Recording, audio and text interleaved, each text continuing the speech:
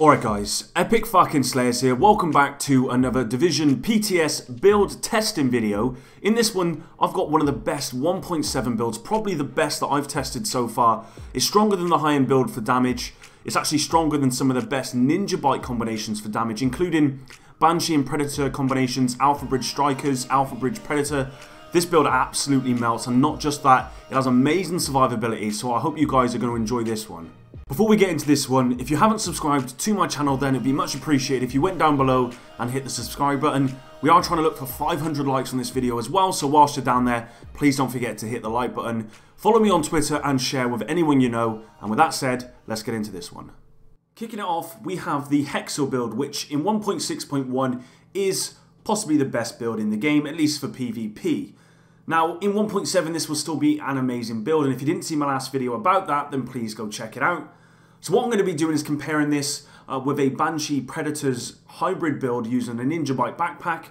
And then lastly, I'm going to be comparing that to what I believe to be probably the best PvP DPS build in 1.7, and even for PvE, for example. So, this build, as you guys already know, is very, very strong. I'm just going to quickly go over this one so you guys can see what it is here. The reason why this is so strong is simply due to these gloves that give you 16% extra damage. Now, for the purposes of consistency, I am going to be using this AUG A3 Power XS with Deadly, Hurried, and Responsive. And we are in the firing range, and I'm going to test out the numbers. So this is a sort of standard build that I'd run. Tenacious here. On here, we'd run Accomplished, or you'd probably want to run Shortbow knee pads. Then you've got your Specialized backpack, your Skulls MC gloves, and then lastly Colonel Bliss's holster, or you could use something like a Nimble holster, for example.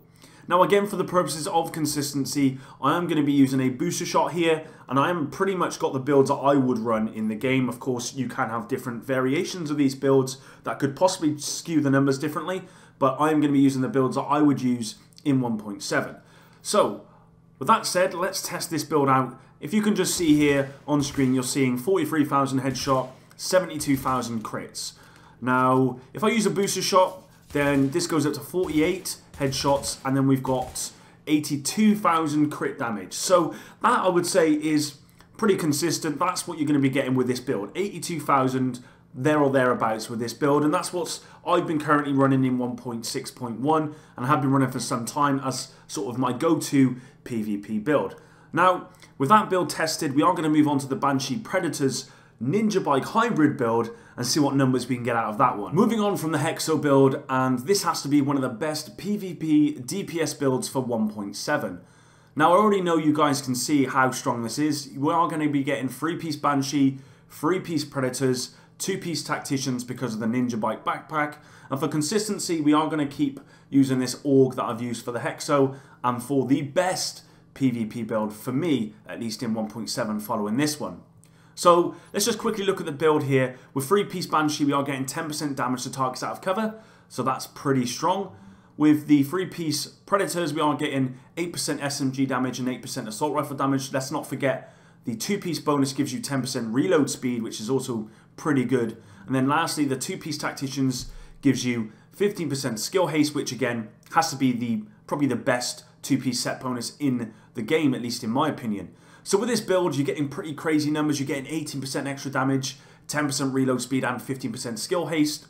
Of course, if you're running skill haste on the chest piece, gloves, mods, and on the holster, then you are going to reach that 50% skill haste cap. So if you are using, say, an SMG with Competent on it, or Deadly, or Adept, then you are going to be getting crazy numbers. But as I said, for consistency, we are going to use this AUG. So, as you saw with the Hexo build, we were hitting 82k crits with that one after using Booster Shot. And let's just see what we're going to do with this one here. So as you can see, we're in 85k with Booster Shots. If we put a Pulse on, then we're up at 88k. So already you can see this is going to be stronger than the Hexo build, at least from what I've tested. You're getting good skill power with this build, 126,000, sorry, which is more than the Hexo build. Toughness, let's be honest, is very, very, very low. You're going to be a lot more squishy with this one because, unfortunately, the skill power doesn't make up for the lack of toughness.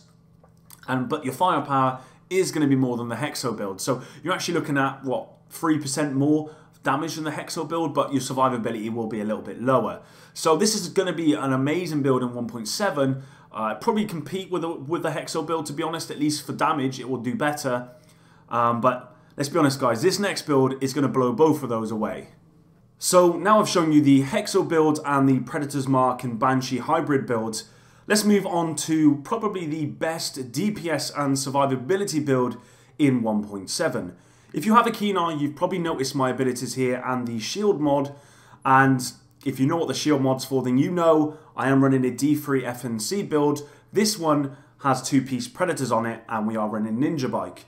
So of course, with this build, I'm getting 4-piece D3FMC, or defense, and then 3-piece Predators, which is absolutely fucking crazy. You'll probably notice here that I'm actually got no prototype performance mods on, and I'm going to explain why in just a minute. For the purposes of consistency, I'm going to be using the same org here and testing out the numbers of this build. And I'll just briefly go over this one with you guys. So as you can see, I've got 9.5% exotic damage resilience on this build. Well, actually 19.5, and that's important. You'll find that when you've got the D3FMC build out, a lot of people will try and nade you out of your shield.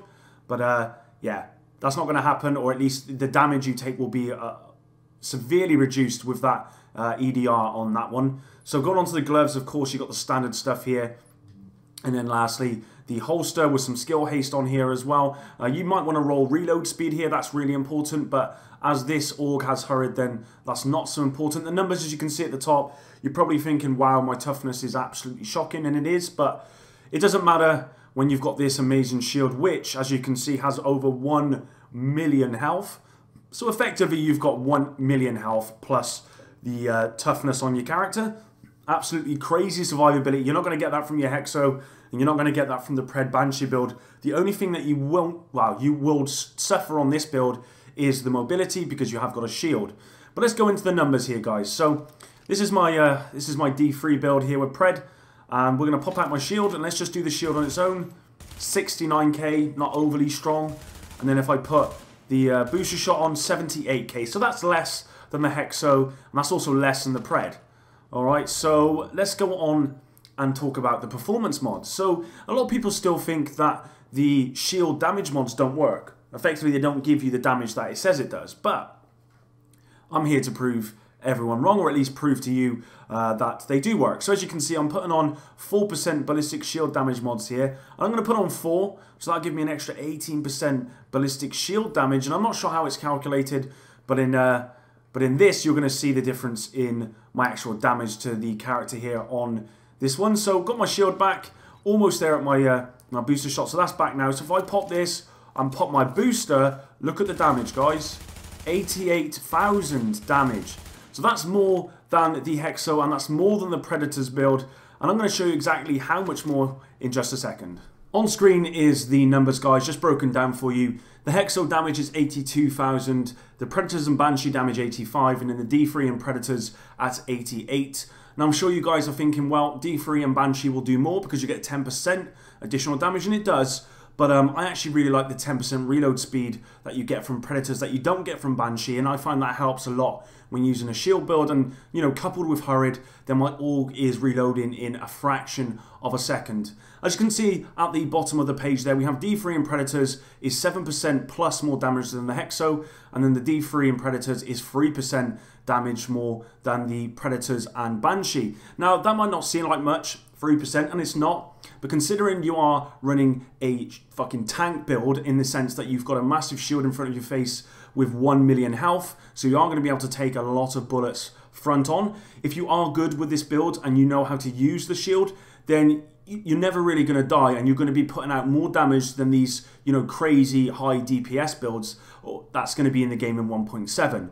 So I did say in one of my videos recently that the Hexo build will still be viable in 1.7, and it will be.